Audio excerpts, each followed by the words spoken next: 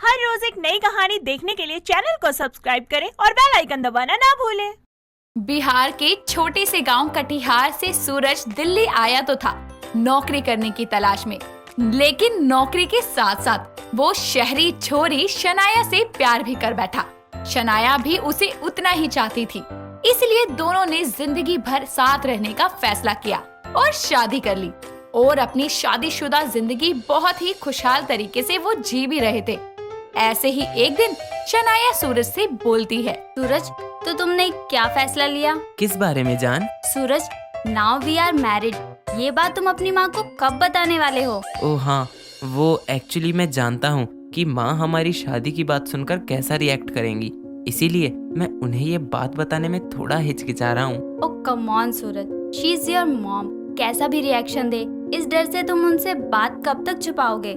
इस चक्कर में कहीं वो गांव में मेरी सौतन ना ढूंढ ले। देखा है मैंने फिल्मों में, टिपिकल मॉम्स बेटों के लिए पहले से ही लड़की देख लेती हैं। ओह, तो तुम इस बात से डर रही हो? रिलैक्स, ऐसा कुछ भी नहीं होगा। मैं माँ को जल्द ही सब कुछ बता दूंगा। इतना कहकर वो शनाया को अपने गले से लगा लेता है।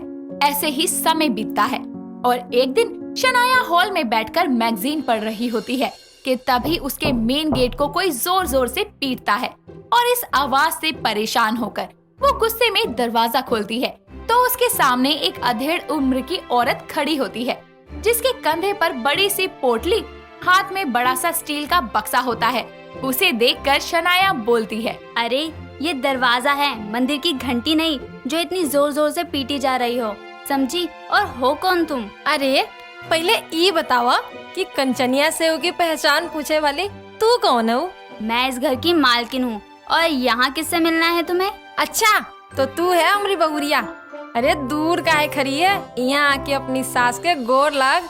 उसकी बात सुनकर शनाया उसे नीचे से ऊपर तक घूर कर देखने लगती है और खुद से बोलती है, ये और मेरी सास, ये औरत जरूर पागल वागल होगी। और वैसे भी सूरज की माँ कैसी भी होगी, पर इसके जैसी नहीं हो सकती। ए बहुरिया, तोरे कानपुर में हड़ताल है का? कब से धूप में भारी वजन लेके खड़े हैं, ना तो तू गोर लग रही है, ना ही हमको अंदर बुलावत है। कहीं हमके देख के तो के झटका तो नहीं लग गवा? ये देखो, तुम जो भी हो अभी के अभी यहाँ से निकलो, समझी? जानना पहचान तो मैं कैसे मान लूँ कि तुम मेरी सास हो? चलो दूर हटो दरवाजे से। अरे मैंने कहा दूर हटो। शनाया उस औरत का हाथ पकड़कर उसे हटाने लगती है। तभी वो देखती है कि उसका पति सूरज दोनों हाथ में बैग लटकाए हुए आ रहा होता है। जब वो शनाया को ऐसे देखता है तो वो बोलता है, शनाया ये क्या कर रही हो? छोड़ो माँ का हाथ। माँ, तो क्या सच में ये मेरी सास है सूरज? हाँ, तो इतनी देर से फालतू में बहुरिया बहुरिया कहे जा रहे थे। काहे सूरजवा, कैसन लड़की से बियाह चालिए हो? अपनी सास को नहीं पहचाना था ही? वो माँ, शनाया को पता नहीं था कि तुम आने वाली हो। आप चलो ना अंदर, कब तक बाहर खड़ी रहोगी? हाँ हाँ सासू माँ, आइए ना अंदर। जिसके बाद तीनों अंदर जाते हैं। शनाया सूरज को कोहनी मारते हुए कुछ बोलने ही वाली होती है कि तभी सूरज धीरे से उसके कान में बोलता है, सॉरी यार, वो मैं तुम्हें बताना भूल गया कि मैंने माँ को हमारे बारे में एक वीक पहले बताया था।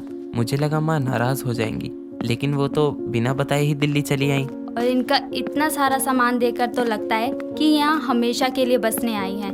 ये सच में तुम्हारी माँ है सूरज?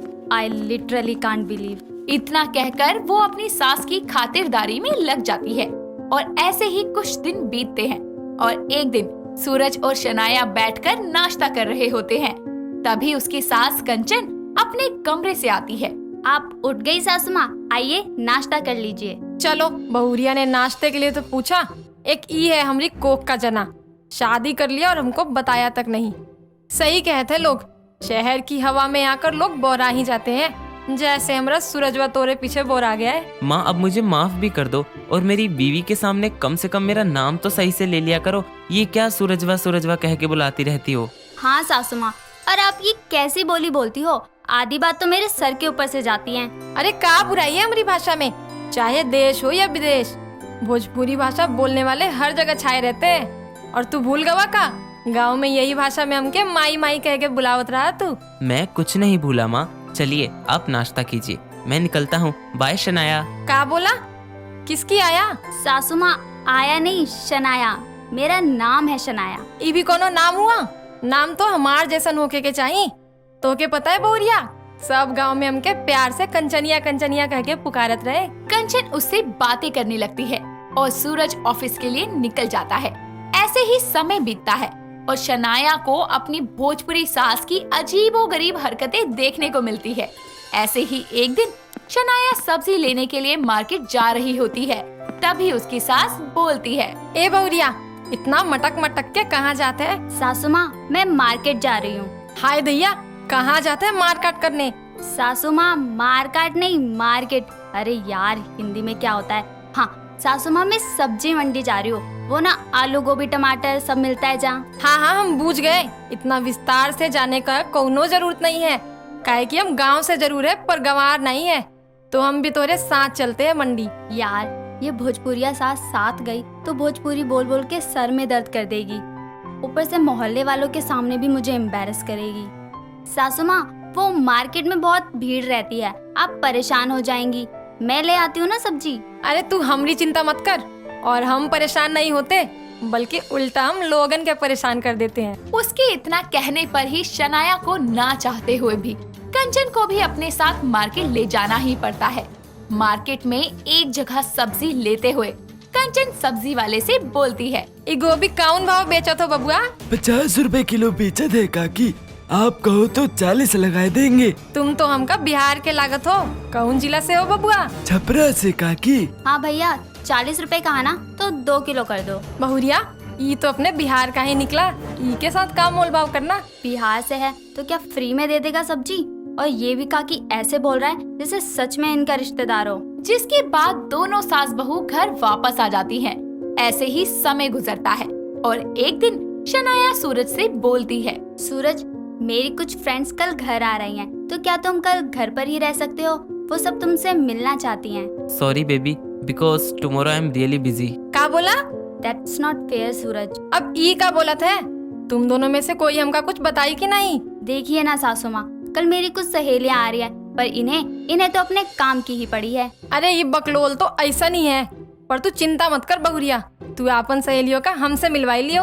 हाँ सासू माँ, आपसे तो जरूर ही मिलवाऊंगी। और अगले दिन जब शनाया की सहेलियां घर आती है, तब कंचन कपड़े से टेबल साफ करते हुए बोलती है, आज तो हम टेबलवा के अच्छे से शीशा जैसन चमका के ही छोड़िए।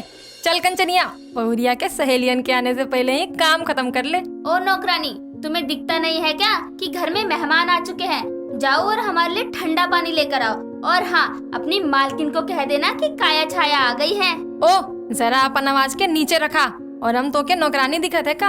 अब ऐसे गवारों से बोली, कोई मालकिन तो बोलेगी नहीं, तो तुम नौकरानी ही होगी। तभी शनाया वहाँ आती है और गुस्से में अपनी सहेलियों से बोलती है, ये तुम दोनों किस तरह से बात कर रही हो इनसे? ये मेरी सास है, समझी तुम दोनों? क्या ये भोजपुरी बोलने वाली तेरी सास है? देख, अब चाहे बुरा लगे या कुछ, मैंने तो सच कहा है और यही सच है। अगर ऐसा है तो जिन पैरों को इतना कष्ट देकर तुम लोग यहाँ आए हो, उन्हीं पैरों के साथ वापस लौट जाओ। शनाया, तू हमसे ऐसे कैसे बात कर सकती है भला? ए बहुरिया, जाने दे, हमारी वजह से काहे तू अपनी सहेलियों से झगड़ा मोल लेते हैं? सासू माँ, मुझे ऐसी सहेलियों की बिल्कुल भी जरूरत नहीं है जो मेरे ही घर में मेरे ही सामने आपकी इंसल्ट करे। तुम लोग अभी तक यहाँ खड़ी हो, सुनाई नहीं दिया क्या? निकलो यहाँ से। शनाया के इतना कहते ही काया और छाया वहाँ से पैर पटकते हुए निकल जाती हैं और कंचन अपनी बहू का अपने लिए आदर सम्मान देखकर बहुत खुश होती है और उसे गले लगाकर बोलती है, बहुरिया, आज तूने हमारा दिल जीत लिया। तू हमारी इतनी इज्जत करत है, ये जानकर हमारा दिल तो खुशी से बाग बाग हो गवा। सासू माँ, चाहे कुछ हो, हमें अपनी भोजपुरिया सास बहुत प्यारी है। आई हो दादा। पिया एक बहुत ही प्यारी लड़की थी। उसके परिवार में सिर्फ उसके बूढ़े दादाजी ही थे, जो कि लंबे समय से बीमार थे और हमेशा ही व्हील चेयर पर बैठे रहते थे। वो अपने घर को चलाने के लिए पास की ही एक लाइब्रेरी में काम किया करती थी। ऐसे ही एक दिन पिया लाइब्रेरी में बुक्स रख रही होती है कि तभी उसे एक विशु नाम का लड़का आवाज देता है। एक्सक्यूज मी मैम, क्या आप मेरी थोड़ी हेल्प कर सकती हैं? हाँ जी, कहिए, क्या हेल्प चाहिए आपको? एक्चुअली मैम, मैं एक बुक ढूंढ रहा हूँ और वो मुझे मिल नहीं रही। अगर आप मेरी थोड़ी हेल्प कर देती तो। ओके, बुक का नेम बताइए। Secret and life by Jayshree Mishra. Oh, वो टॉप रो में है। रुकिए, मैं निकाल कर देती हूँ आपको। पिया पास में ही रखे लोहे के जीने पर चढ़कर बुक उतार रही होती है और अचानक उसका पैर फिसल जाता है और जैसे ही वो गिरने वाली होती है तो विशु बड़े ही प्यार से उसे अपनी बाहों में थाम लेता है। अरे मैम, आप ठीक तो है ना? लगी तो नहीं आपको? मैं ठीक हूँ, थैंक यू। अगर आप नहीं होते मैं तो गिर ही जाती। अरे ma'am, don't take fear when Vishu is here. इस तरह विशु और पिया के बीच बहुत ही अच्छी दोस्ती हो जाती है। विशु उसकी हर छोटी बड़ी बात का ख्याल रखता था। थोड़े ही समय बाद विशु और पिया बहुत ही ज्यादा एक दूसरे के करीब आ जाते हैं और एक दिन पिया और विशु एक साथ स्विमिंग पूल के पास बैठे होते हैं। तुम्हें पता है पिया, मैं जब भी तुम्हारे साथ होता हूँ तो ऐसे लगता है कि वक्त बस यहीं रुक जाए और हम यूं ही बातें करते रहें। हाँ, सच में तुम्हारे आने से पहले ना जिंदगी में एक खालीपन था, पर अब ऐसा लगता है कि सब कुछ मिल गया मुझे। विशु, मुझे कभी छोड़कर तो नहीं जाओगे ना? मुझे धोखा देने वाले और दगाबाज लोग बिल्कुल पसंद नहीं है। अरे कभी भी नहीं बाबा, मैं अपनी पूरी लाइफ बस तुम्हें प्यार करते हुए बिताना चाहता हूँ। I love you my sweetheart. I love you too मेरी जान, हमेशा। दोनों एक दूसरे को प्यार से गले लगा लेते हैं और थोड़े ही दिनों बाद चर्च में शादी कर लेते हैं। वक्त बीतता जाता है और दोनों अपने हनीमून के लिए गोवा चले जाते हैं। जैसे ही वो दोनों होटल पहुंचते हैं, एक बहुत ही ज्यादा मॉडर्न लड़की योगिता की टक्कर विशु से हो जाती है।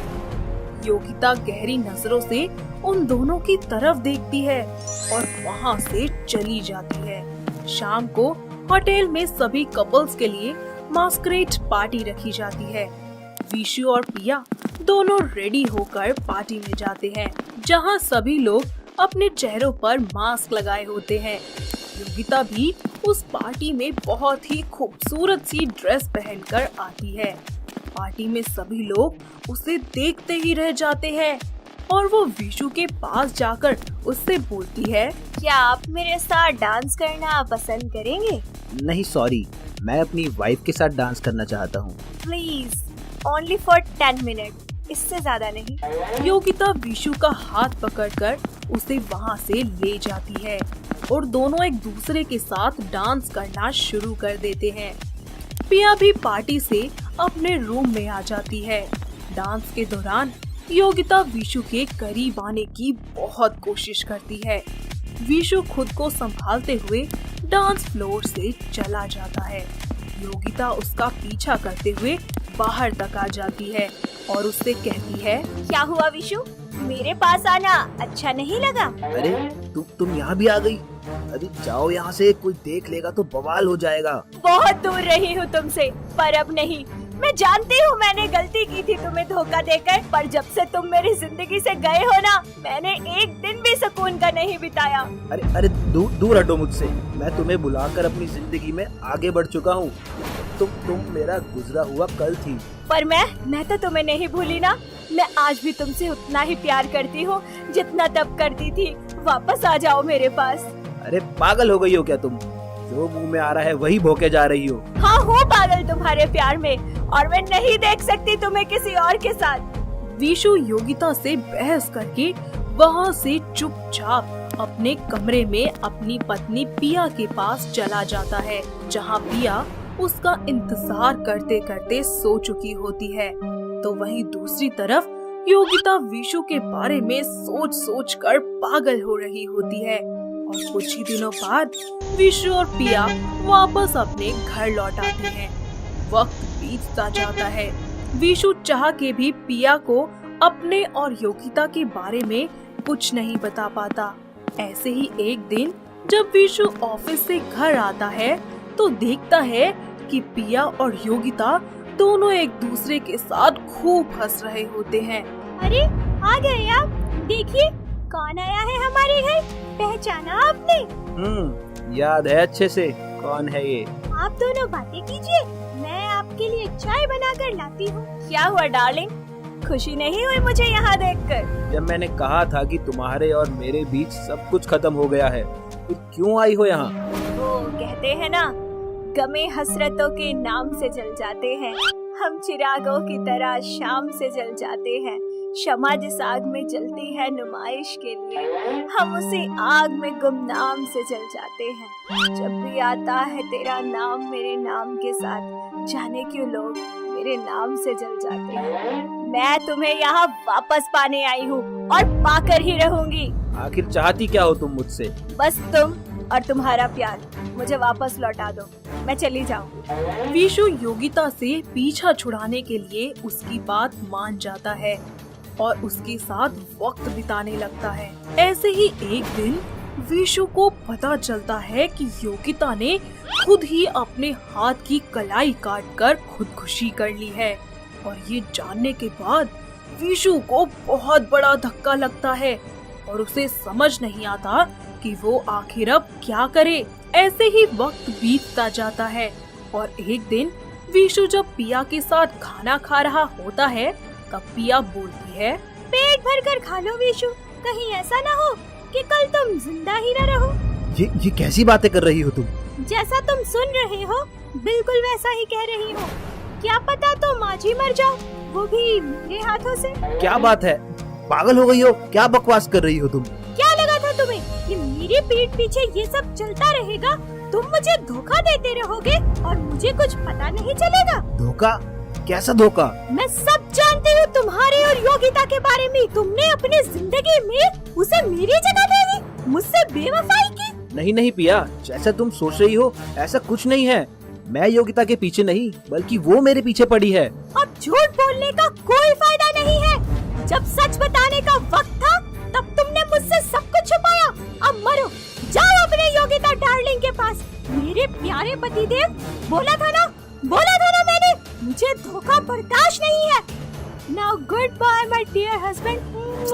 पिया अपने पति को मारकर पूरे घर में आग लगा देती है और योगिता और विशु के प्यार की कहानी को हमेशा हमेशा के लिए खत्म कर देती है और अपने धोखे का बदला लेती है। तो दोस्तों, कैसी लगी आपको हमारी ये सहेली बनी सौतन? क्या आपके घर के आसपास भी है कुछ ऐसी लड़कियां जो अपनी सहेलियों के साथ ऐसा बर्ताव करती हैं? अगर हाँ, तो जल्दी से हमें बताइए। दोस्तों, अगर आपको ये कहानी पसंद आई तो इसे लाइक करें, शेयर करें और कमेंट करके बताएं कि कहानी में आपको सबसे अच्छा क्या लगा।